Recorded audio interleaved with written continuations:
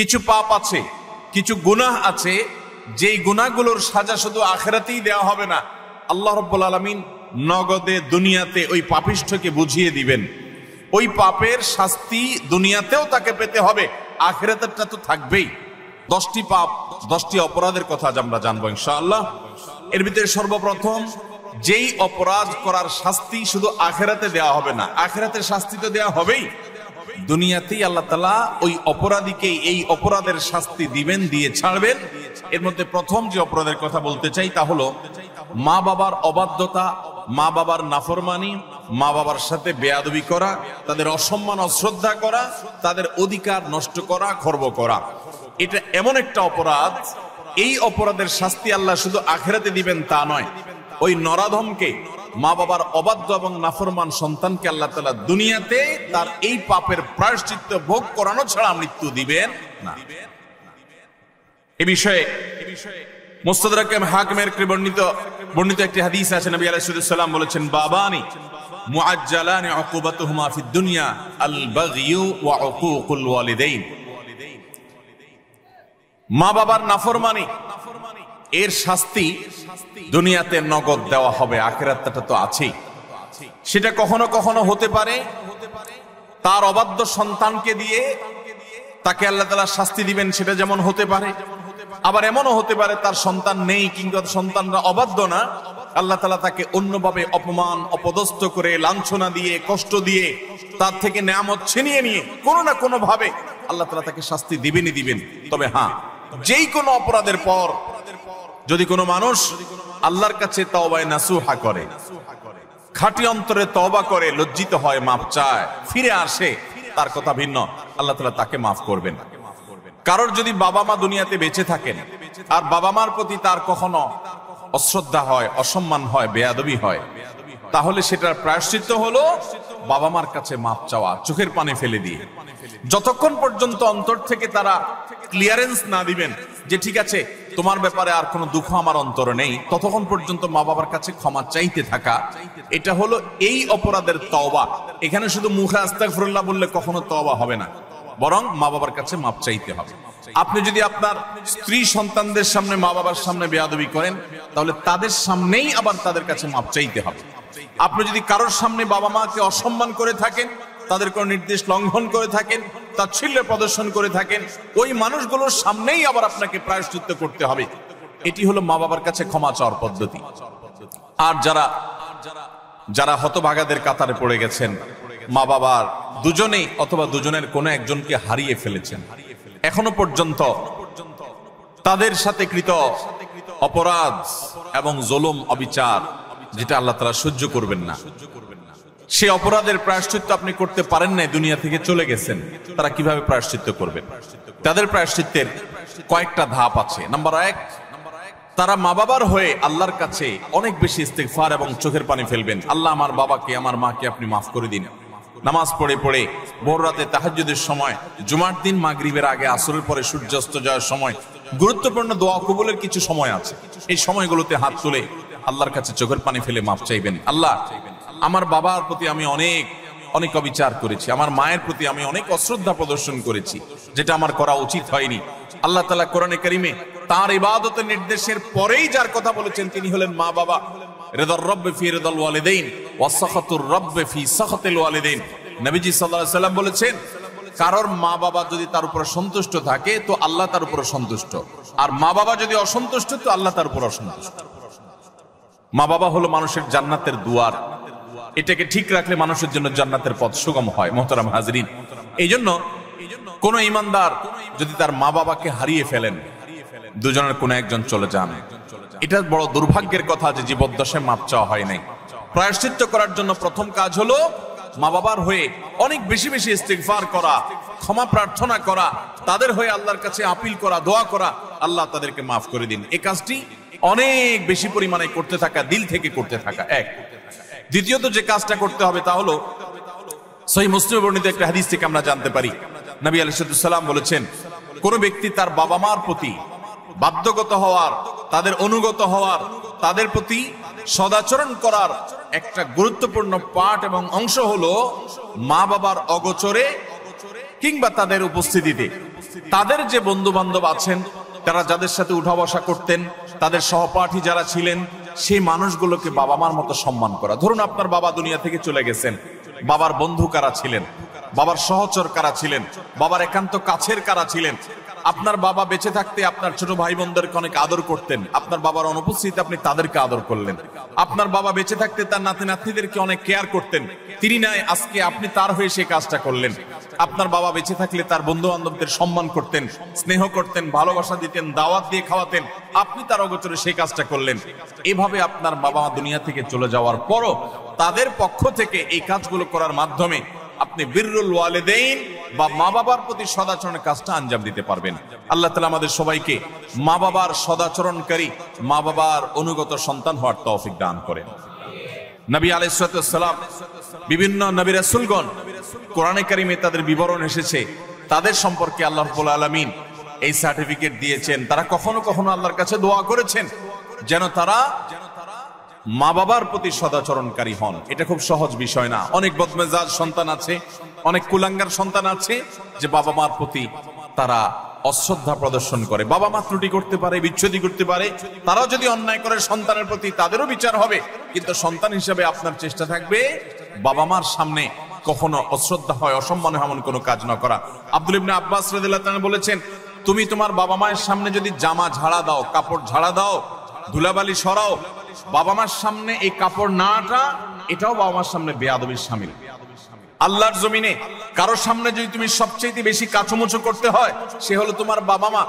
তোমার সবচেয়ে বেশি বিনয়ের হকদার যদি কেউ থাকে আল্লাহর জমিনে, তিনি হলেন তোমার বাবা মা। যার কথা তুমি অন্ধের মতো মানবে, কোরআন হাদিসের খেলাফ না হলে, তিনি হলেন তোমার বাবা মা।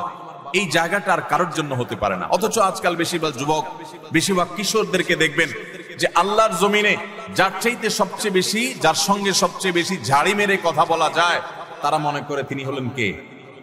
মা। সবচেয়ে বেশি ঝাড়ি যাকে দিয়ে আমাদের আজকাল কিশোররা, যুবকরা কথা বলে, তিনি হলেন কে? হতভাগা মা। আল্লাহ রাব্বুল আলামিন আমাদেরকে মানুষ হওয়ার তৌফিক দান করুন, মুসলমান হওয়ার তৌফিক দান করুন। মা বাবার মর্ম ততক্ষণ পর্যন্ত মানুষ বোঝে না যতক্ষণ পর্যন্ত সে বাবা মা না হয়েছে। আল্লাহ তাআলা আমাদেরকে বাবা মার কদর করার তৌফিক দান করুন। তাহলে এক নম্বরের অপরাধ পেলাম আমরা, বাবা মার প্রতি যদি কেউ অবজ্ঞা করে, অশ্রদ্ধা করে, অসম্মান করে, তাদের কথা না মেনে চলে, লঙ্ঘন করে। হ্যাঁ, তারা কোনো অন্যায় কথা বললে সেটা মানা যাবে না, ন্যায়সঙ্গত কথা বললে সেটা মানতে হবে। এই ক্ষেত্রে যদি কেউ ত্রুটি করে, বিচ্যুতি করে বাবা মার অবাধ্য হয়, তার এই শাস্তি আল্লাহ শুধু আখিরাতেই দিবেন তা নয়, দুনিয়াতে তাকে এর জন্য প্রায়শ্চিত্ত ভোগ করতে হবে।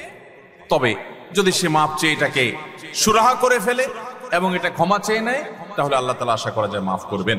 নাম্বার 2, কারোর প্রতি জুলুম, কারোর প্রতি অবিচার, গায়ের জোর খাটানো, মাস্তানি গুন্ডামি করা, প্রভাব প্রতিপত্তি দেখানো, যে কাউকে দুর্বল পেয়ে তার উপরে চড়াও হওয়া, কাউকে ঠেকিয়ে ঠকিয়ে নিজের কাজ সিদ্ধ করা, এই মানুষের প্রতি জুলুম, অবিচার, এটার শাস্তি আল্লাহ তাআলা দুনিয়াতে দেন। পৃথিবীর ইতিহাসে এমন একজন জালেম দেখাতে পারবেন না যে জালেম জুলুম করেছে আর তার প্রায়শ্চিত্ত তাকে দুনিয়াতে পেতে হয়নি। পৃথিবীর ইতিহাসে সর্বপ্রথম জালেম, মানব সভ্যতার, মানব ইতিহাসের সর্বপ্রথম জালেম ছিল কাবিল, আদম আলাইহিস সালামের ছেলে কাবিল। সে জুলুম করেছে নিজের আপন ভাই হাবিলের প্রতি। আল্লাহ তাআলা তার মুখ সম্মোচন করে দিয়েছেন, তাকে অপমান অপদস্থ করেছেন, তার এই কুকর্ম আল্লাহ তাআলা ফাঁস করে দিয়েছেন। এটি ছিল আল্লাহর পক্ষ থেকে তার জন্য দুনিয়ার শাস্তি, আখিরাতের শাস্তি তো আছেই। পৃথিবীর ইতিহাসে বহু জালেম গিয়েছে, নমরুদ জুলুম করেছে, আবু জাহাল জুলুম করেছে, উতবা সাহেবা জুলুম করেছে, অনেক পরাশক্তি জুলুম করেছে। আল্লাহ তাআলা তাদের প্রত্যেককে অপদস্থ করেছেন, অপমান করেছেন, তাদের মুখ সম্মোচন করেছেন, তাদের শাস্তি দিয়েছেন। তবে আল্লাহ ছাড় দেন, আল্লাহ ছাড় দেন। আল্লাহ বলেছেন ইন্নামা নুমলি লাহুম, আমি ছাড় দিয়ে রাখি, ইন্না কাইদি মাতিন। ছাড় দেওয়ার পরে যখন ধরি, সে ধরাটা বড় শক্ত, সেটা থেকে বাঁচার কোনো উপায় থাকে? জুলুম এমন অপরাধ, কোন মুসলমান যদি কোনো হিন্দুর প্রতি জুলুম করে, কোন নামাজি মানুষ যদি কোনো বেনামাজির প্রতি জুলুম করে, কোন ধার্মিক মানুষ যদি কোনো অধার্মিক মানুষের প্রতি জুলুম করে, তারপরও আল্লাহ তাআলার সাহায্য ওই মাজলুমের প্রতি থাকে, হোক সে অমুসলিম, হোক সে অন্য ধর্মের মানুষ। কারণ জুলুমকে আল্লাহ কখনো সহ্য করেন। ভাইরা আমার, পশু পাখি তাদের কোনো জান্নাত নেই, জাহান্নামও নেই। পশু পাখির কোনো জান্নাত জাহান্নাম আছে? তাদের কোনো ইবাদত বন্দেগী আছে? আল্লাহ তাআলা কিয়ামতের দিন গরু ছাগলকে জিজ্ঞাসা করবেন, তোমার যৌবনকাল কিভাবে কাটাইছো? ঘাস খায় কাটছো নাকি শুয়ে শুয়ে কাটছো? আল্লাহ জিজ্ঞাসা করবেন। জিজ্ঞাসাবাদ হবে মানুষের এবং জিনের। পশু পাখির কোন জিজ্ঞাসাবাদ হবে? পশু পাখির আল্লাহ জিজ্ঞাসা করবেন, ঘাস বেশি খাইছো কিনা, অপচয় করছো কিনা? তোমার মালিক তোমাকে ঘাস খাইতে দিছে, অর্ধেক খাইছে আর অর্ধেক ফালাইছো, অপচয় করছো, জবাব দাও। এরকম কোন কথা আছে হাদিস কোরআনে? নাই। তাদের কোনো বিচার নাই। কিন্তু জুলুম এমন অপরাধ, পশু পাখি পর্যন্ত একজন আরেকজনের প্রতি জুলুম করে। একটা গরু অন্য গরুটার উপরে চড়াও হয়ে তাকে আক্রমণ করে রক্তাক্ত করে ফেলেছে, গায়ের জোর ছিল। একটা ছাগল শিং ছিল আর একটা শিং ছিল না, যার শিং ছিল সে শিং দিয়ে গুতগুতি করে অন্য আরেকটা ছাগলকে আহত করেছে, আঘাতপ্রাপ্ত করেছে। একটা মোরগ অন্য মোরগের প্রতি অবিচার করেছে। নবী করিম সাল্লাল্লাহু আলাইহি সাল্লামের সুস্পষ্ট হাদিস পাওয়া যায়, কিয়ামতের ময়দানে এই পশুগুলোকে আল্লাহ তাআলা মাটি হওয়া থেকে আবার পুনরায় সৃষ্টি করবেন এবং দুনিয়াতে যে যার প্রতি অবিচার করেছে সেই অবিচারের বিচার আল্লাহ করবেন। যে এখন তুমি যে দুর্বল ছিল সে সবল যে তার প্রতি জুলুম করেছে, তার প্রায়শ্চিত্ত স্বরূপ তাকে সে গুতো মারবে এবং এর শাস্তি পাবে। এরপর আল্লাহ বলবেন, কুনু তুরাবা, তোমরা আবার মাটি হয়ে যাও, আবার তারা মাটির সাথে মিশে যাবে। অর্থাৎ তাদের কোনো বিচার নেই। কিন্তু পশু পাখিও যদি একে অন্যের প্রতি জুলুম করে, আল্লাহ রাব্বুল ইজ্জত তার বিচার কিয়ামতের ময়দানে করবেন। তাহলে মানুষের জুলুম এটা কত জঘন্য হতে পারে, কত ভয়াবহ হতে পারে। কোরআনে কারিমে আল্লাহ তাআলা বলেছেন, ওমা রাব্বুকা বিযাল্লামিল লিল আবিদ, তোমার রব আল্লাহ তিনি বান্দার প্রতি কোনো জুলুম করেন না। আল্লাহ হাদিসে কুদসিতে বলেছেন, ইন্নী হারামতু যুলমা আলা নাফসি, আমি আল্লাহ। আল্লাহ বলেছেন তিনি আল্লাহ, তিনি তার নিজের প্রতি নিজে জুলুমকে হারাম করে দিয়েছেন। আল্লাহর উপরে কোনো হালাল হারাম করার কেউ আছে? হালাল হারাম করবে তো তিনি, যিনি মহান সৃষ্টিকর্তা, তিনি নিজে সৃষ্টিকর্তা। তাকে আবার হালাল হারাম বাতাবে কে? তার জন্য কোনো বিধিনিষেধ তো থাকার কথা নয়, কিন্তু তিনি নিজের প্রতি নিজে এটা আরোপ করেছেন যে আমি জুলুমকে আমার উপরে হারাম করে দিয়েছি। আজ সমাজের চতুর্দিকে তাকালে দেখবেন এই ভয়াবহ অপরাধ।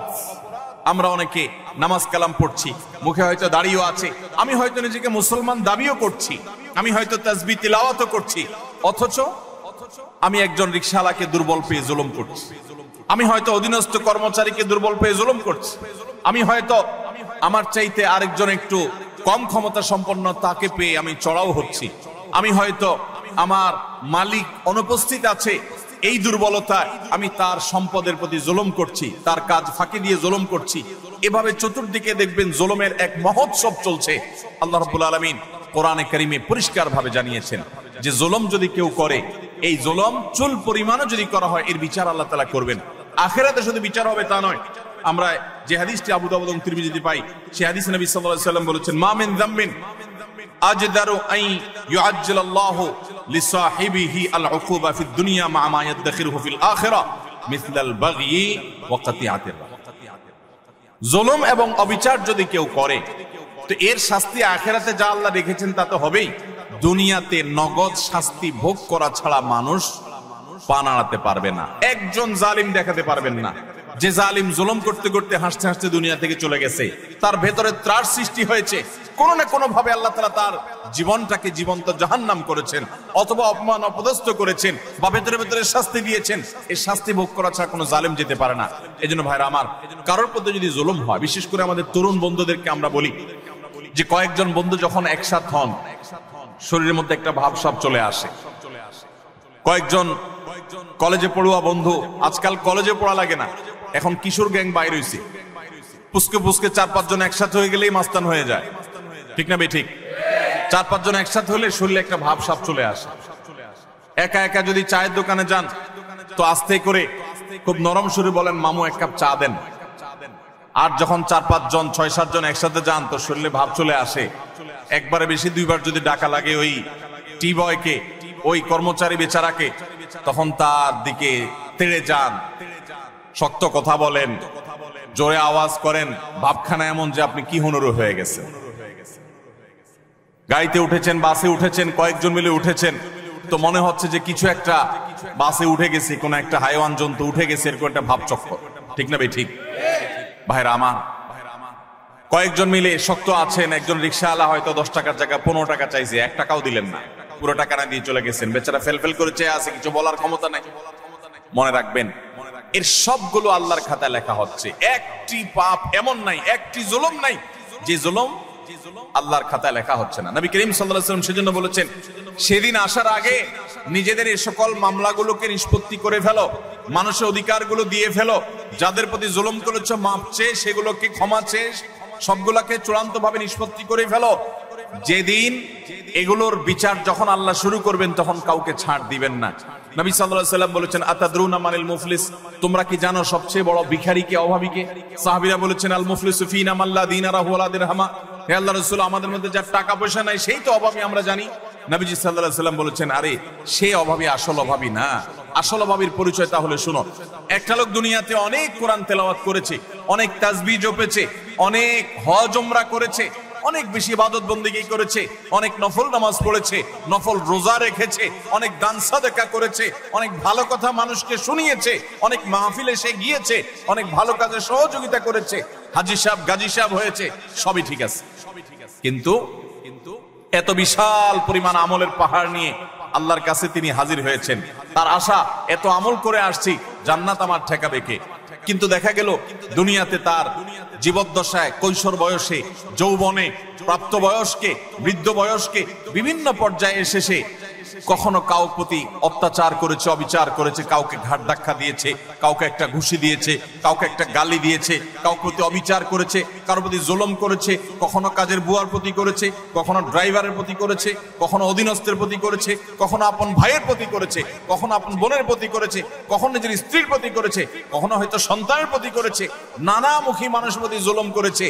এই জুলুমগুলোর যাদের প্রতি করা হয়েছে, কিয়ামতের ময়দানে এই লোক যখন আমলের পাহাড় নিয়ে জান্নাতে যাওয়ার জন্য মুছে তাও দিবে, সমস্ত পাওনাদার হাজির হয়ে আল্লাহর কাছে বলবে, আল্লাহ, এই ব্যক্তি যে আজ জান্নাতে যাওয়ার জন্য প্রস্তুতি গ্রহণ করছে, এই লোক, সে আমাদের অধিকার নষ্ট করেছে, আমাকে একটি আঘাত করেছে, আমি দুর্বল ছিলাম, হয়তো রিকশাওয়ালা, কিছু বলতে পারি নাই।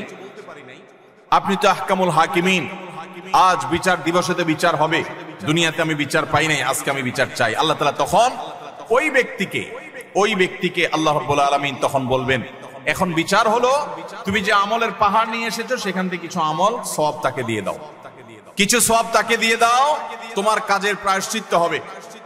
তাকে আল্লাহ তাআলা বিদায় করবেন, নিষ্পত্তি করবেন। আরেকজন হাজির, এভাবে একে একে যত পাওনাদার তার কাছে হবে, সমস্ত পাওনাদারদের পাওনা দিতে দিতে তার আমল যা নিয়ে এসেছে এই আমলের সকল সওয়াব ফুরিয়ে যাবে, শেষ। কিন্তু পাওনাদার তখনও আছে। এবার পাওনাদারদের পাওনা নিষ্পত্তি করবার জন্য আল্লাহ তাআলা পাওনাদারদের পাপের বোঝা তার মাথায় একটু একটু করে, তার অপরাধের অনুপাত হারে আল্লাহ তাআলা দিতে দিতে পাপের বোঝা মাথায় নিয়ে, আমল তো সওয়াব তো এর আগেই শেষ পাওনাদারকে দিয়ে, এবার পাওনাদারদের পাপের বোঝা মাথায় নিয়ে সে জাহান্নামে নিক্ষিপ্ত হবে। নবী সাল্লাল্লাহু আলাইহি ওয়াসাল্লাম বলেছেন, ওই লোকের মতো ভিখারি, তার মতো অসহায়, তার মতো অভাবী, তার মতো কপাল পোড়া আল্লাহর জমিনে আর কেউ হবে না। সেই অভাব যেন আমাদের না হয়। এজন্য ভাইরা আমার, দুনিয়ার জীবনে আমার কারোর প্রতি যেন কোনো জুলুম না হয়, কোনো অবিচার না হয়, গায়ের জোর যেন আমি না দেখাই। আল্লাহ যেন আমাকে মনুষ্যত্ব, এটা যেন আমার মধ্যে অর্জন করতে পারে। বিশেষ করে তরুণ এবং কিশোর বন্ধুরা, বয়সের কিছু পাগলামো আছে, বয়সের কারণে শরীরে কিছু গরম ভাব আসে, খবরদার, কারোর প্রতি যদি কখনো রাগ করেও ফেলেন, অবিচার করেও ফেলেন, শয়তানের প্ররোচনায় পড়ে সাথে সাথে তার কাছে মাপ চেয়ে নেবেন, নিষ্পত্তি করে ফেলবেন, এটা রেখে দিবেন না। কারণ আল্লাহর খাতায় প্রত্যেকটা অপরাধ লিপিবদ্ধ হবে। এটা তো আখিরাতের কথা। আজ আমরা যেটি বলছি তা হলো, নবী করিম সাল্লাল্লাহু আলাইহি ওয়াসাল্লাম বলেছেন, আখিরাতের যে শাস্তির কথাটা তো আছেই, কিন্তু কারোর প্রতি যদি কেউ জুলুম করে, দুনিয়াতে আল্লাহ রাব্বুল আলামিন তাকে সেই জুলুমের শাস্তি, প্রায়শ্চিত্ত তাকে দিবেন, এর মুখোমুখি তাকে হতেই হবে। আল্লাহ তাআলা আমাদেরকে জুলুমের মতোই পাপ অপরাধ থেকে বেঁচে থাকার তৌফিক দান করুন। 3 এবং 4 এবং 5 এই তিনটি আরেকটি হাদিসে এসেছে। 3 নম্বর হলো আত্মীয়তার সম্পর্ক ছিন্ন করা, 4 নম্বর হলো কথায় কথায় মিথ্যা কথা বলা, এবং 5 নম্বর হলো আমানতের খেয়ানত করা। কেউ টাকা রেখেছে, আপনি মেরে দিলেন, কারোর কাছ থেকে বাকি নিয়েছেন, আর ওই লোকের চেহারাও মারালেন না, সামনেও গেলেন না, কারোর কাছ থেকে হাওলাত নিয়েছেন, এরপর তার মোবাইল নাম্বারই ব্লক করে ফেললেন। কেউ আপনাকে কোনো কথা বলছে কারোর কাছে না বলতে আপনি সবার কাছে বলে বেড়ালেন, কারোর কোনো গোপন তথ্য আছে এটা ফাঁস করে দিলেন। এরকম যত প্রকার আমানতের খেয়ানত আছে এই সবগুলোর কারণে আল্লাহ তাআলা দুনিয়াতে নগদ শাস্তি দিবেন। তাহলে 3 নম্বর হলো আত্মীয়তার সম্পর্ক ছিন্ন করা, 4 নম্বর হলো মিথ্যা, 5 নম্বর হলো খেয়ানত, আমানত নষ্ট করা। এই কয়েকটা পয়েন্ট একসাথে তাবরানীতে বর্ণিত হয়েছে। নবী সাল্লাল্লাহু আলাইহি ওয়াসাল্লাম বলেছেন যে কয়েকটা অপরাধ আছে, এগুলোর শাস্তি আখিরাতে হওয়ার পাশাপাশি দুনিয়াতে হওয়াটা অধিকতর উপযুক্ত হবেই হবে, এর কোনো বিকল্প নাই, ব্যত্যয় নাই। আল্লাহ তাআলা এটি করবেনই। তার ভিতরে একটা হলো আত্মীয়তার সম্পর্ক ছিন্ন করা। অনেক মানুষ আছেন নিজের আপন ভাইয়ের সাথে সম্পর্ক ভালো নাই, বোনের সাথে সম্পর্ক ভালো নাই, কোনো যুক্তি খাটবে না। আপনার ভাই খারাপ এই যুক্তি দিবেন, বোন খারাপ সে যুক্তি দিবেন, এই যুক্তি খাটবে না। সে খারাপ, আপনি তো খারাপ হবেন না, আপনাকে তো ভালো হতে হবে। আপনি নিজে থেকে তার প্রতি সদাচরণ করার চেষ্টা করবেন, আপনি তার সাথে নিজে থেকে উইলিংলি মিশতে যাবেন, তার কল্যাণ চাইবেন, তার জন্য দোয়া করবেন। হ্যাঁ, তার সাথে মিশতে গেলে সে ক্ষতি করে, সে মামলা মোকদ্দমা করে, সে শত্রুতা করে, তাহলে ভিন্ন কথা, আপনি জান বাঁচানোর জন্য দূরে থাকতে পারবেন। কিন্তু আত্মীয়তার সম্পর্ক রক্ষা করা সুন্নত না নফল? আত্মীয়তার সম্পর্ক রক্ষা করা কি নফল কাজ না সুন্নত কাজ? ফরজ। 5 ওয়াক্ত নামাজ পড়া যেরকম ফরজ, রমজানের রোজা রাখা যেরকম ফরজ, আত্মীয়তার সম্পর্ক রক্ষা করাটাও কি? অনেক মুসলমান এটা জানেন না। আপনার ভাই বোন, তার সাথে আপনার সুসম্পর্ক বজায় রাখতে হবে। আত্মীয়ের তালিকায় রক্ত সম্পর্কীয় যাদের সাথে আপনার ব্লাডের কানেকশন আছে, এই রক্ত সম্পর্কীয় আত্মীয়দের মধ্যে সবচেয়ে অবহেলিত আত্মীয়ের নাম হলো ফুফু। সবচেয়ে অবহেলিত আত্মীয়ের নাম কি? ফুফু। কজন বলতে পারবেন যে ফুফুর সাথে নিয়মিত যোগাযোগ করেন? যাদের ফুফু আছে কজন যোগাযোগ বলতে পারবেন? অল্প কয়েকটা হাত উঠছে। বেশিরভাগ মানুষ ফুফুদের সাথে কোনো সুসম্পর্ক নাই। হ্যাঁ, কোনো কোনো ক্ষেত্রে ফুফুরাও অমানুষের মতো ভাতিজার প্রতি, ভাতিজিদের প্রতি আচরণ করে, আছে কিছু বিচ্ছিন্ন ঘটনা, কিন্তু তারপরও ভাতিজা হিসেবে আপনার চেষ্টা থাকবে যে আমার বাবার বোন, আমাদের শরীরের রক্ত একই রক্ত, অতএব তার প্রতি আমার অধিকার, তার প্রতি আমার কর্তব্য আছে, তার প্রতি আমার দায়িত্ব আছে। সেই দায়িত্ববোধ থেকে অন্তত সুসম্পর্ক বজায় রাখা, খোঁজ খবর নেওয়া। আজকাল মোবাইলের যুগে খোঁজ খবর নেওয়া খুব সহজ, কিন্তু মুশকিল হলো সোশ্যাল মিডিয়া নামে যে সমস্ত নেটওয়ার্ক, যে সমস্ত অ্যাপ, যে সমস্ত সুযোগ সুবিধা আমাদের কাছে আসছে আজ, এগুলো আমাদের সবচেয়ে বেশি আনসোশ্যাল করে দিয়েছে। এই সোশ্যাল মিডিয়া আমাদের এক একজনের 5000 করে বন্ধু তালিকায় আছে। অনেকের এই 5000 ফুল। 5000 বন্ধুর হক আদায় করতে করতে নিজের রক্ত সম্পর্কে আত্মীয়দের সাথে 6 মাসে একবার ফোনে কথা বলার টাইমও আমরা পাই না। ঠিক কিনা বলেন ভাইরা আমার? আপনার এই ফেক বন্ধু, কাগজে বন্ধু, ফেসবুকীয় বন্ধু, কোরআন এবং হাদিসের আলোকে এদের কোনো হক আপনার কাছে সে অর্থে? অথচ বন্ধু আপনার পোস্টে লাইক মারছে, আপনি পাল্টা লাইক না মানলে বন্ধু নাখোশ হয়ে যায়। এই জন্য ঘুরে ঘুরে তার ওয়ালে গিয়া লাইক মারা লাগে। বন্ধু আপনার পোস্টে কমেন্ট করছে, আপনি কমেন্ট না করলে, রিপ্লাই না দিলে সে নাখোশ হয়, জন্য রিপ্লাই দেওয়া লাগে। মেসেঞ্জারে নক করছে, রিপ্লাই দেওয়া লাগে। এই 5000 এই সমস্ত কাগজে বন্ধু আর ফেসবুকে বন্ধুর হক আদায় করতে গিয়ে আসল আপন যারা, তাদেরকে আজকাল আমরা ভুলে গেছি। আল্লাহ তাআলা আমাদেরকে আত্মীয় স্বজনের হক আদায় করার তৌফিক দান করুন। আপনি আপনার রক্ত সম্পর্কীয় আত্মীয়দের সাথে খোঁজ খবর রাখতে হবে। আপনার খালা আপনার রক্ত সম্পর্কীয় আত্মীয়, আপনার মামা আপনার রক্ত সম্পর্কীয় আত্মীয়, আপনার চাচা আপনার রক্ত সম্পর্কীয় আত্মীয়। আমাদের সমাজে দেখবেন যে চাচা এবং ফুফু, তাদের সাথে একসাথে থাকার কারণে, জমি জমার ব্যাপার স্যাপার থাকার কারণে অনেক সময় বুঝের অমিল হয়, গন্ডগোল হয়, মামলা পর্যন্ত জড়ায়, মনোমালিন্য হয়, কিন্তু তারপরও দিন শেষে তারা আপনার রক্ত সম্পর্কীয় আত্মীয়। আপনি একজন মুসলমান হিসাবে তাদের সাথে সম্পর্ক ছিন্ন কখনো করতে পারবেন না, কোনো যুক্তিতে না। হ্যাঁ, সে আপনার ক্ষতি করছে, বাধ্য হয়ে আপনি ছিন্ন করতে হচ্ছে বা দূরে থাকতে হচ্ছে, ভিন্ন কথা। এছাড়া অন্য কোনো যুক্তিতে আপনি আত্মীয়তার সম্পর্ক ছিন্ন করতে পারবেন না। অনেক লোক বলে আমার আত্মীয়, সে তো আমার খোঁজ খবর নেয় না, আমি একা নেওয়া লাগে। হ্যাঁ, আপনি একা নিবেন, আপনি আল্লাহর কাছে সওয়াব পাবেন। সে নিচ্ছে না, সে দায়ী হবে, অপরাধী হবে। সে নিচ্ছে না, এই যুক্তিতে আপনি তাকে ছিন্ন করার অধিকার। আল্লাহ তাআলা আমাদেরকে আত্মীয়তার সম্পর্ক রক্ষা করার তৌফিক দান করুক। চাচা এবং ফুফুদের খোঁজ খবর নেব তো ইনশাআল্লাহ। চাচা তো ভাই, ফুফাতো ভাই বোন, তাদের খোঁজ খবর নেব তো ইনশাআল্লাহ। এগুলো তো অনেক পরের কথা। অনেক কপাল পড়া আছে নিজের আপন ভাই বোনের সাথেও যোগাযোগ, কত বন্ধু তার, কত দোস্ত তার, কত আপন তার, অথচ রক্ত সম্পর্কীয় এই মানুষগুলোর প্রতি তারা খেয়াল রাখে না। নবী করিম সাল্লাল্লাহু আলাইহি ওয়াসাল্লাম বলেছেন, আল্লাহ রাব্বুল আলামিন হাদিসে কুদসিতে বলেছেন, যে যে ব্যক্তি আত্মীয়তার সম্পর্ককে রক্ষা করবে, সংযুক্ত করবে, তাদের সাথে কানেক্টেড থাকবে, আল্লাহ তাআলা ওই ব্যক্তির সাথে কানেক্টেড থাকবেন। আর যে ব্যক্তি আত্মীয়তার সম্পর্কের সাথে সম্পর্ক ছিন্ন করে ফেলবে, আত্মীয়ের সাথে সম্পর্ক ছিন্ন করবে, রাখবে না, আল্লাহ তাআলা বলেছেন কাতাআহুল্লাহ, আল্লাহ তাআলা তার সাথে সম্পর্ক ছিন্ন করে ফেলবেন। এবং লা ইয়াদখুলুল জান্নাতা কাতি', আত্মীয়তার সম্পর্ক ছিন্নকারী জান্নাতে প্রবেশ করবে। কোন যুক্তিতে আত্মীয়তার সম্পর্ক আপনি ছিন্ন করতে পারেন না। রাগ করে 3 দিন অভিমান করতে পারেন, এর বেশি না। আল্লাহ আমাদেরকে এই অপরাধটি থেকে বেঁচে থাকার তৌফিক দান করুন। আত্মীয়তার সম্পর্ক রক্ষা করলে ওই ব্যক্তিকে আল্লাহ তাআলা দুনিয়াতে নগদ শাস্তি দিয়ে থাকেন, আখিরাতের শাস্তির পাশাপাশি। আর 4 নম্বর হলো মিথ্যা, কথায় কথায় মিথ্যা, সবার সাথে মিথ্যা, তার জীবনটা মিথ্যার উপরে। এই মিথ্যাবাদীদের উপর আল্লাহ বলেছেন যে লানাতুল্লাহি আলাল কাযিবিন, আল্লাহর লানত, আল্লাহর অভিশাপ এবং আল্লাহর গজব নাজিল হয় মিথ্যাবাদীদের উপরে।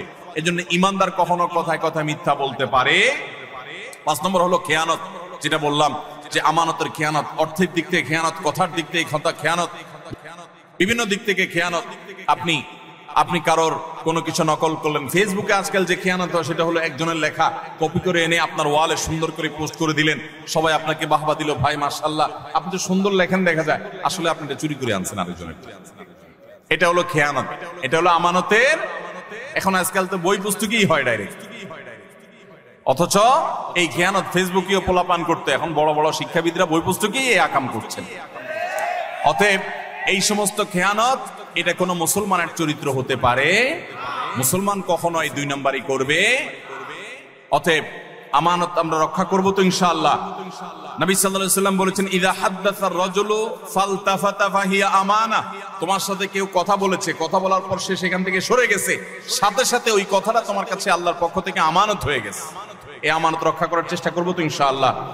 আপনার কাছে কেউ এখান থেকে কোনো কথা বলেছে, আপনার কাছে হোয়াটসঅ্যাপে একটা মেসেজ পাঠাইছে, কয়দিন পর পরই দেখবেন ফেসবুকে প্রায় সময় দেখবেন যে স্ক্রিনশট আউট হয়ে গেছে, হয় কি হয় না? স্ক্রিনশট কি হয়ে গেছে? এটা প্রচার হয়ে গেছে। আপনার সাথে এখান থেকে আলাপ করেছে, আপনি তার কোনো দুর্বল দিক পাইছেন, কোনো কারণে শত্রুতা উদ্ধার করা দরকার, আপনার সাথে সে একান্তের আলাপচারী থেকে আপনি ফেসবুকে প্রচার করে দিলেন।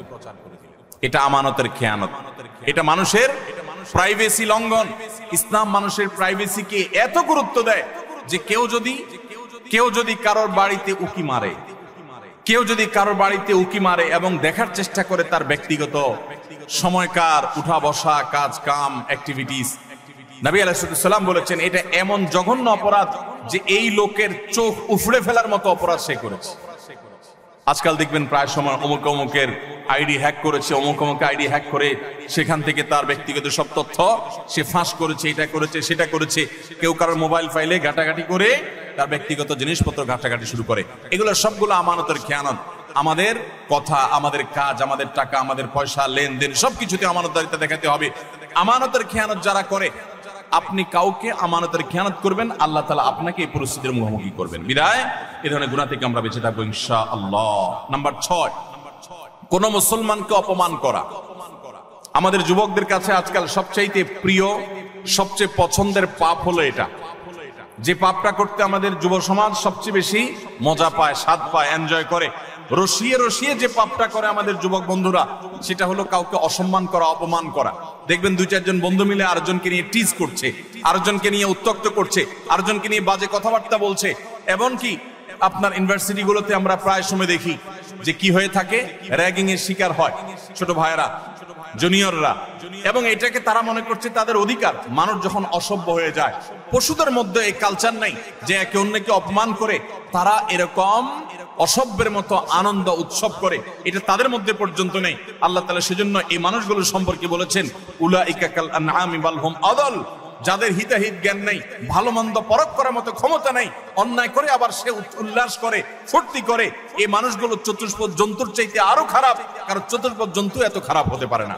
অতএব আমাদের যুবক বন্ধুরা, কোনোদিন কাউকে অপমান করে, কাউকে কষ্ট দিয়ে, কাউকে আঘাত করে, আসেন 4-5 বন্ধু একসাথে, এক বেচারা একা একা যাচ্ছে, তাকে নিয়ে হাসাহাসি করলেন, ঠাট্টা মশকরা করলেন, ইয়ারকি ফাজলামতি করলেন, তাকে অপমান করলেন, তাকে অপদস্থ করলেন, তাকে বেইজ্জত করলেন, অথচ এটা তার জন্য কষ্টের, এটা তার জন্য বেদনার, এটা তার জন্য যন্ত্রণার।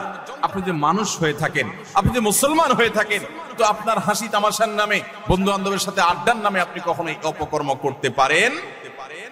নবী করিম সাল্লাল্লাহু আলাইহি সাল্লাম বলেছেন, আবু দাউদে বর্ণিত হয়েছে, কোন মানুষ সে যদি আরেকজনকে অপমান করে এমন একটা জায়গায় যেখানে ওই লোকটা অপমান থেকে বাঁচার চেষ্টা করছে, সে চায় কেউ তার জন্য সাহায্যের হাত বাড়িয়ে দেখ, সেখানে আপনি তাকে আরো অপমান করলেন, তাহলে আপনি নিশ্চিত জেনে রাখেন, লিখে রাখেন, আপনার জীবনে এরকম পরিস্থিতি আসবে যে আপনি কোন পরিস্থিতিতে মানুষের সাহায্যের জন্য আপনি হাত বাড়াবেন, কিন্তু সাহায্য পাবেন না, পাবেন অপমান। কারণ মানুষকে অপমান করলে তার শাস্তি আল্লাহ তাআলা দুনিয়াতে নগদ দিয়ে থাকে। আল্লাহ তাআলা এই অপরাধ থেকে, এই গুনাহ থেকে আমাদেরকে বেঁচে থাকার তৌফিক দান করুন। ভাইরা আমার, ভালো মুসলমান হওয়ার জন্য ভালো মানুষ হতে হবে।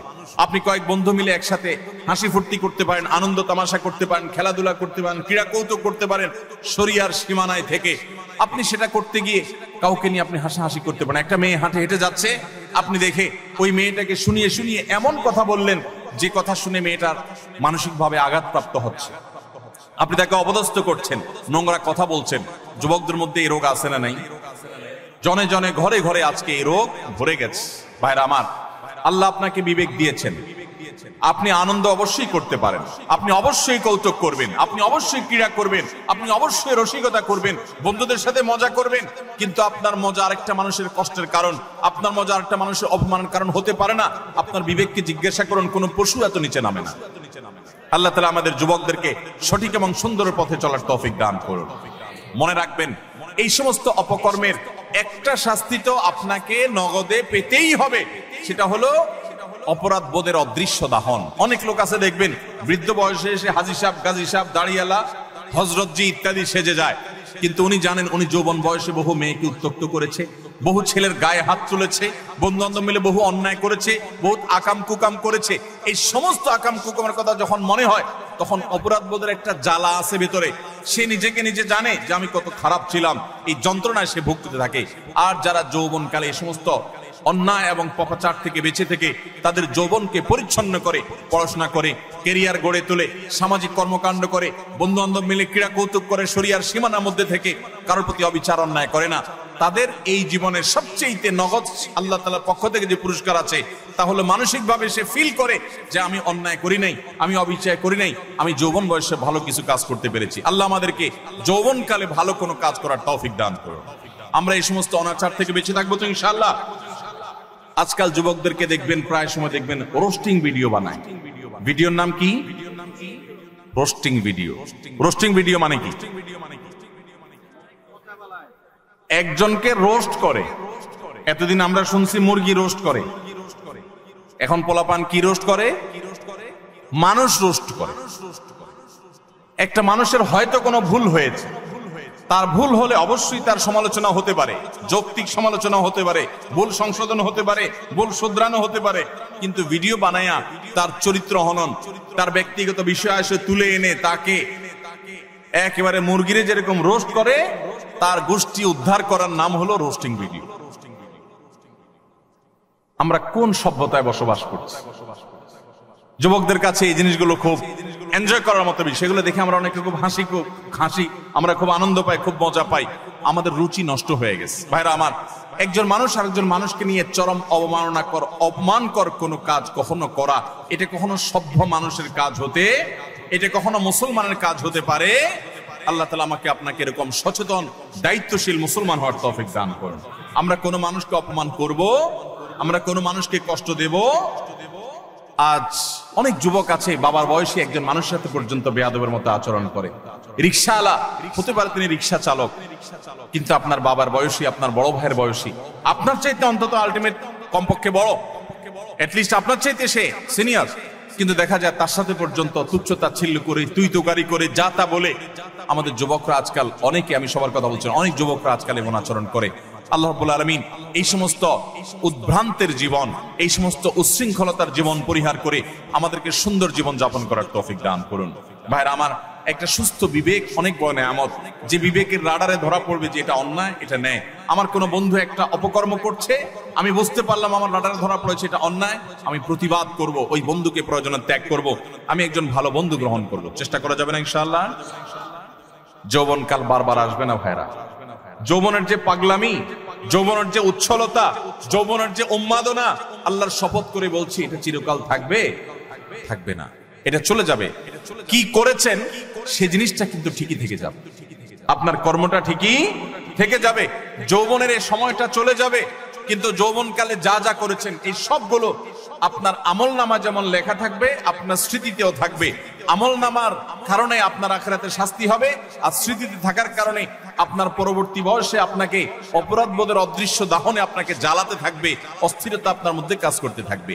অতএব যৌবনকালে এবং যে কোনো বয়সে আমরা কোনো মানুষকে অপমান অপদস্থ করব, কোনো মানুষ বিপদে পড়েছে, হয়ে গেছে তার দ্বারা একটা কোনো সমস্যা, আপনি চান্স পেয়ে এবার তার 14 গোষ্ঠী উদ্ধার করা শুরু করলেন না ভাই, এই সময় হাত বাড়িয়ে দেন, পারলে তাকে সাহায্য করেন।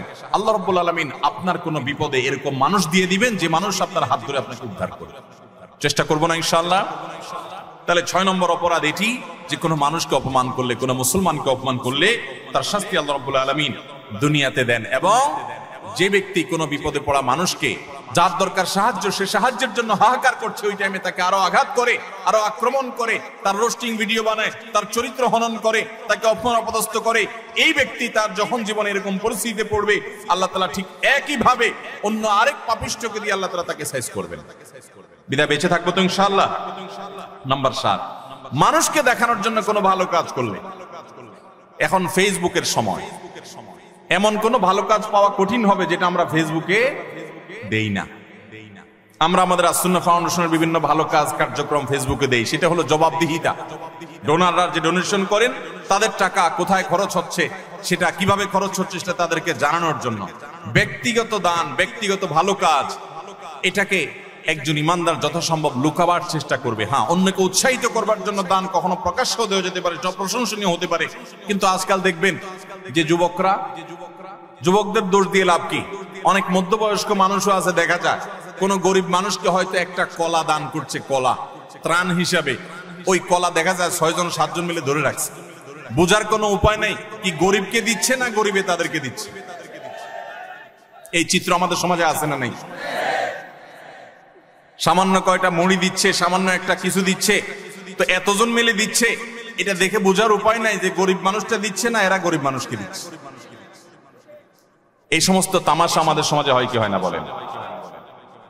কদিন আগে একটা ভিডিও ভাইরাল হয়েছে যে এক লোক দোয়া করবে, তো একটা ছেলেকে মোবাইল দিয়া ভিডিও করতে লাগাই দিছে, ওইটা আবার আরেকজন ভিডিও করে ফেলছে। এবার সে হাত তুলে কাঁদতেছে, কান্দা শেষ, মোবাইল অফ করে ভিডিও ফেসবুকে ছেড়ে দিছে। ভাইরা আমার, ওমরা করতে গেলে, কোন একটা ভালো কাজ করতে গেলে সেলফি সেলফি সেলফি ছাড়া কিচ্ছু। একটা হুজুর দেখছে দোয়া নিবে, হুজুর কাছে কিছু শিখবে, এখন এসব নাই, হুজুর দাঁড়ান একটা সেলফি নেই। এই রোগ আমাদেরকে প্রচন্ড আকারে ধরছে কি ধরে নাই?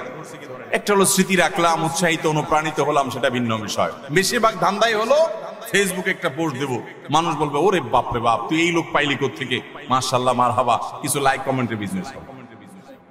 আমাদের মানুষকে দেখাবার প্রবণতা এখন এমন ভাবে হয়ে গেছে যে আমরা এমন কোন কাজ করি না যেটার ফিডব্যাক দুনিয়াতে আশা করি না, অথচ আল্লাহ তাআলার নেককার বান্দা তারা যারা কোনো ভালো কাজ করে তার বিনিময় আশা করবে কার কাছে?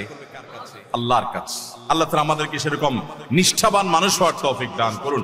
নবী আলাইহিস সালাম বলেছেন মুসনাদ আহমদের হাদিসে, মান সাম্মা আন-নাস বিআমালিহি সাম্মা আল্লাহু বিহি।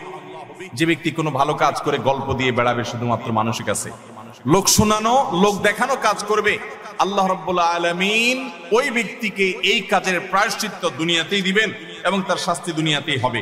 আল্লাহ তাআলা আমাদেরকে এই লৌকিকতা, মানুষকে দেখাবার জন্য ভালো কাজ করার এই বদ অভ্যাস পরিহার করার তৌফিক দান করুন। নাম্বার 8, যদি কেউ নেয়ামতের নাশুকরি করে, আল্লাহ কোন নেয়ামত দিয়েছেন সেটার নাশুকরি করেছে, এই ব্যক্তিকে আল্লাহ তাআলা নগদ শাস্তি দিবেন। সূরা নাহল 128 নম্বর আয়াতে আল্লাহ তাআলা বলেছেন, ওয়াদারাবাল্লাহু মাসালান কারিয়াতান কানাত আমিনাতান মুতমাইন্নাহ। একটা জনপদের মানুষ, তারা নিরাপদে ছিল, সুখে শান্তিতে ছিল, আল্লাহ তাআলা তাদেরকে নিরাপদে রেখেছেন, ভালো রেখেছেন। ইয়াতিহা রিজকুহা মিন কুল্লি মাকান, প্রত্যেকটা জায়গা থেকে আল্লাহর পক্ষ থেকে রিজিক আসতো। ফাকাফারাত বিআনআমিল্লাহ, তারা আল্লাহর নিয়ামতকে অস্বীকার করে বলেছে, না শুকরি করেছে। ফাযাকাল্লাহু লিবাসাল জুই ওয়াল খাউফি বিমা কানু ইয়াসনাউন, তাদের এই নাশুকরির কারণে আল্লাহ তাআলা তাদেরকে আল্লাহ রাব্বুল আলামিন দুর্ভিক্ষ, অভাব অনটন, আশঙ্কা এবং ভয়ের শাস্তি দুনিয়াতে দিয়েছেন, আখিরাতে তো বটে। অনেক মানুষ আছে দেখবেন নাশুকরি করে। আপনি অনেক উপকার করেছেন, বলবেন না আমি কিছুই তো পাই নাই, আমি নিজে নিজে করেছি। এই নাশকর ঠিকই এক সময় বিপর্যস্ত হবে এবং বিপদগ্রস্ত হবে, এবং যে নিয়ামত পেয়ে সে নাশকরি করেছে এই নিয়ামত আল্লাহ তার কাছ থেকে ছিনিয়ে নিবেন, আজ হোক আর 2 দিন পরে হোক। বিধায় এই ধরনের গুনাহ থেকে আমরা বেঁচে থাকবো তো ইনশাআল্লাহ। অনেক মানুষ আছে দেখবেন আল্লাহর শুকর খুব আদায় করে, মানুষের শুকর আদায় করে না। আছে না নাই? অনেক লোক আছে ঢাকা শহরে আসার সময় লঞ্চের ভাড়া, বাসের ভাড়াটাও ছিল না, ঝুলে ঝুলে চলে আসছে। এরপর আল্লাহ তাআলা তাকে এমন সম্পদ দেওয়া দিছেন, যেভাবে হোক সে এমন সম্পদ কামাইছে, 2-4টা বাড়ির মালিকও হয়ে গেছে। আছে না না এরকম অনেক মানুষ? কিন্তু ঘন ঘন দেখবেন আল্লাহর শুকর আদায় করে যে আল্লাহ আমাকে সব দিছে। ঠিক আছে, আল্লাহই তো দিছে, কিন্তু আল্লাহর কিছু বান্দাদের ভূমিকা ছিল কি ছিল না? তাদের নাম মুখে নিতে রাজি না, নিলে তো ছোট হয়ে যাবে। আছে না এরকম চরিত্রের মানুষ?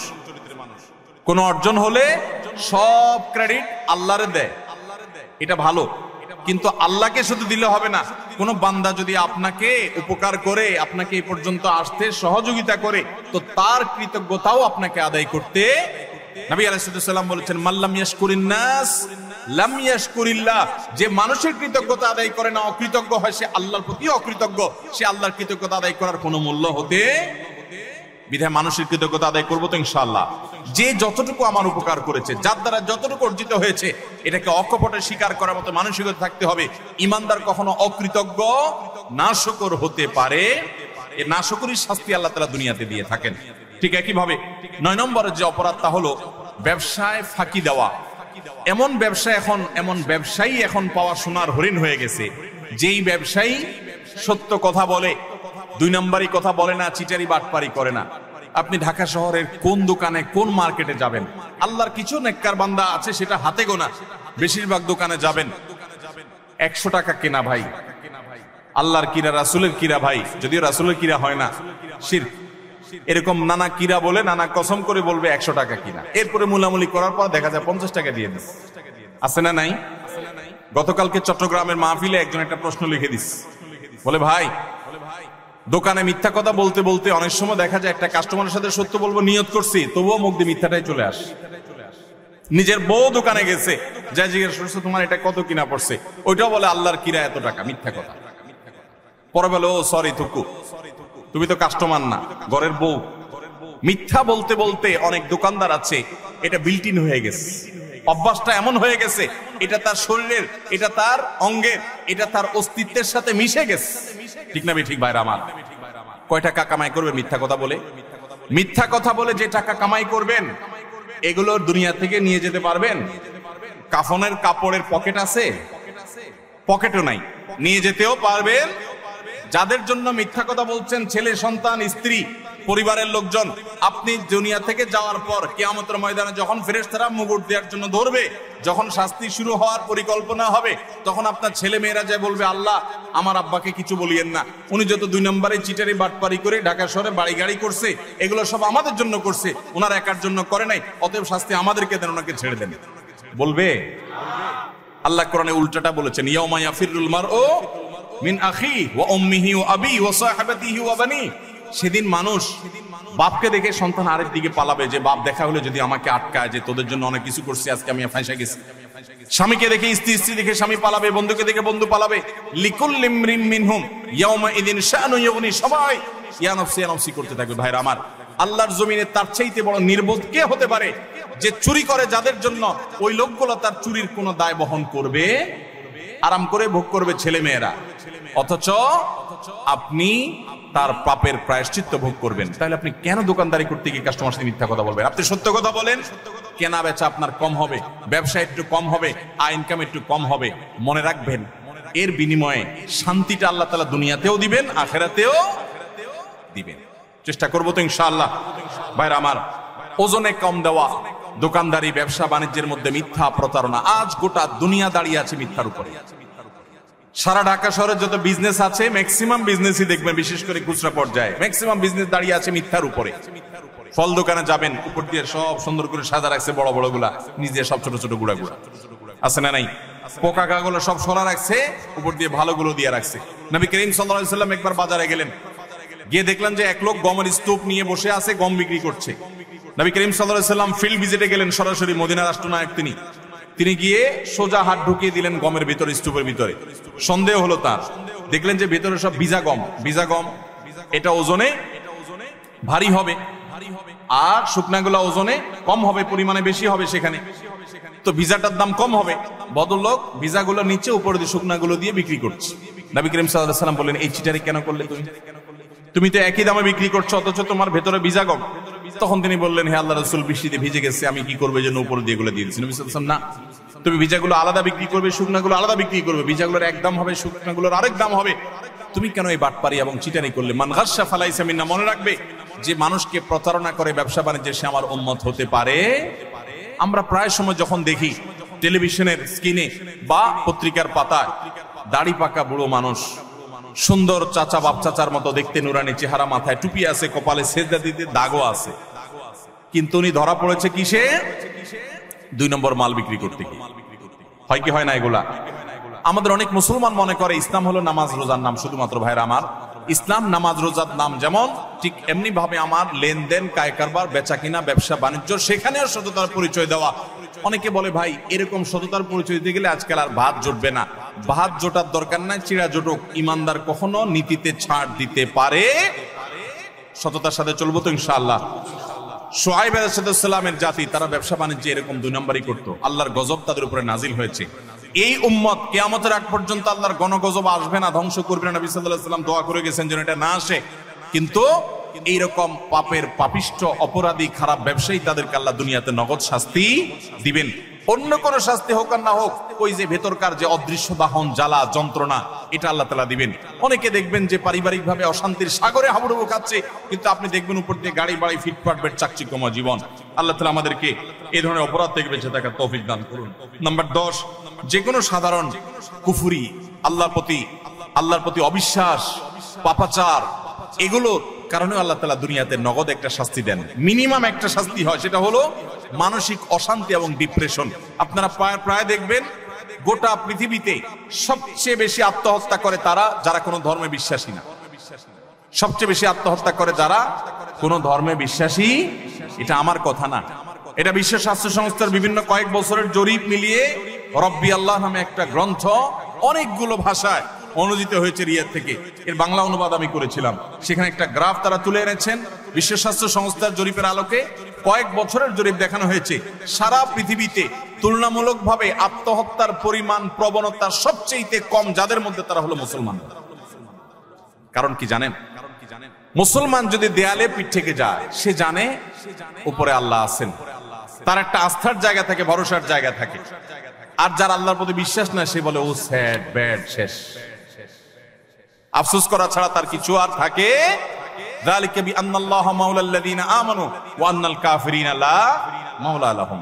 আল্লাহ হলেন ঈমানদারদের অভিভাবক, আর কাফেরদের কোনো অভিভাবক থাকে। অতএব ভাইরা আমার, যে কোনো পাপের একটা নগদ শাস্তি হলো মানসিক অশান্তি, মানসিক যন্ত্রণা। আপনি দেখবেন যারা আত্মহত্যা করে মারা যায়, প্রায় সময় দেখবেন এই যে কিছুদিন আগে, গত বছর সম্ভবত, একজন প্রতিষ্ঠিত একজন নায়ক, তার শ্বশুর আত্মহত্যা করে মারা গেলেন। কিসের অভাব বলেন? টাকা আছে, পয়সা আছে, গাড়ি আছে, হ্যাঁ কিছু দেনা হয়েছেন, কিছু পেরেশানি হয়েছে। এটা তো অনেক গরিব মানুষের হয়, অনেক ইমানদারের হয়, কিন্তু বেশিরভাগ ক্ষেত্রে দেখবেন ডিপ্রেশন আর ডিপ্রেশন ছাড়া কিছু নাই। ঘুম আসে না, মদ খাওয়া ছাড়া ঘুম আসে না, ওষুধ খাওয়া ছাড়া ঘুম আসে না।